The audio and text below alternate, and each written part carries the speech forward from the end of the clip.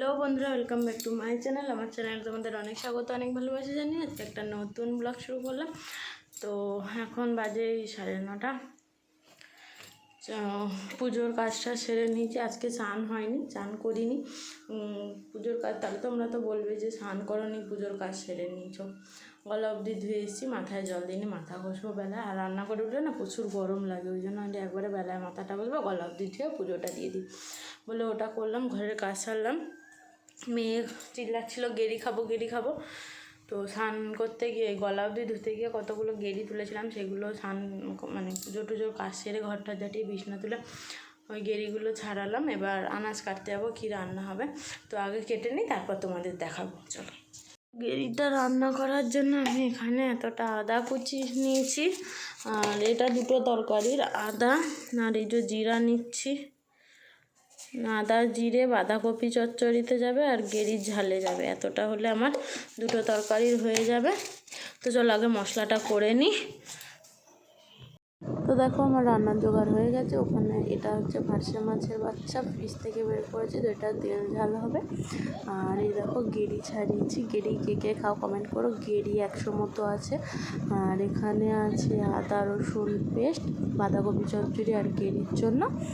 আর এখানে একটা আলু কুচিয়ে নিয়েছি আর দুটো পেঁয়াজ কুচিয়ে নিয়েছি। আর এখানে কফি চচ্চড়ির জন্য কুচিয়ে নিয়েছি। তো চলো রান্না চাপিয়ে দেওয়া যাক, যে রান্না হবে। আর এখানে মেজো মেয়ে বসে বসে ডায়লগ দিচ্ছে, টাকা কি আমাকে দেবে। এই তো গেরিটা ভেজে নিয়েছি ভালো করে, একদম লাল লাল করে নুন হলুদ দিয়ে ভালো করে ভেজে নিয়েছি। নিয়ে তেল করার মধ্যে মাছগুলো ভাজার জন্য বসিয়ে দিয়েছি, যেহেতু তেল করা ছিল। দেওয়ার পরে তারপরে ভার্সে মাছটা ভেজে নিয়ে এবার গেরিটা চাপাবো বলে তাড়াহুড়ো করে এই যে কড়াই পেঁয়াজ দিয়ে নিয়ে ভেজে নিচ্ছি। তো দেখো তোমরা রান্নাটা কীভাবে করছি, অবশ্যই এরকম করে খাও, দেখো হেভি টেস্ট লাগে। যে গেরি খায় না সেও বলবে গেরি খাবো গেরি খাবো। গেরিটা এতটাই উপকারী জিনিস, তো ডাক্তাররাও বলে গেরি খাওয়ার জন্য, ঠিক আছে। যারা খায় তারা জানে, যাদেরকে ডাক্তাররা বলে খাওয়ার জন্য। তো ওইগুলো কলকাতার মানুষরা না কিনে খায়, অনেকেই ঘৃণা পায় যারা খায় না, খেতে জানে না। তো ওগুলো খুবই ভালো জিনিস, তোমরা খেয়ে দেখতে পারো।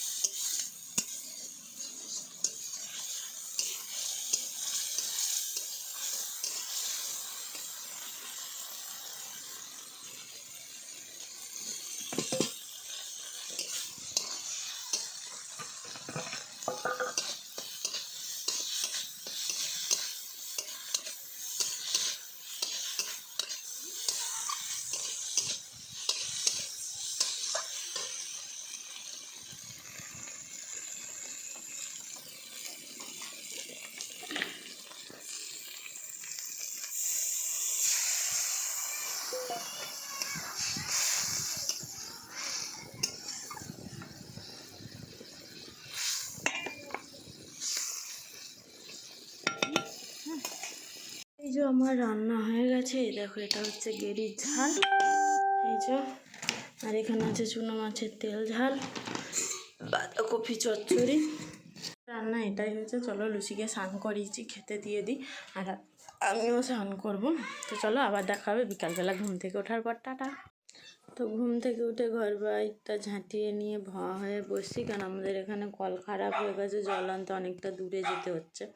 আর লুসি ওখানে শালিক পাখি দেখেছে, দেখে চিল্লিয়েই যাচ্ছে, হেই হেই শুধু শুধু শালিক পাখি দেখলেও চিল্লাবে। আর পুকুরে মাছ মরে যাচ্ছে, তুলে ফেলে দিচ্ছে না, লোকেদের বিড়াল এসে খাচ্ছে, বিড়াল দেখলেও চিল্লাবে, চিল্লিয়েই যাচ্ছে পাখিদের। তো আমি ঘুম থেকে উঠেছি, এবার একটু ঠোঙা করবো, জল আনতে যাবো না, যেহেতু দুপুরবেলা জলে এটাই রেখেছি রোদ্দুরে রোদ্দুরে, বিকালে যেন না নিয়ে যেতে হয়, কেন বিকালবেলা সবাই জল নিতে আসে, প্রত্যেকটা কলেই সবাই জল নিতে আসে, ভিড় হয়, ওই জন্য বিকালবেলা যেতে ইচ্ছা হয় না, কেন প্রত্যেকটা কলের ধারে গোল মিটিং হয় আমাদের এখানে, ওই জন্য আমার ভালো লাগে না, আমি দুপুরবেলা জল নিয়ে চলে আসি।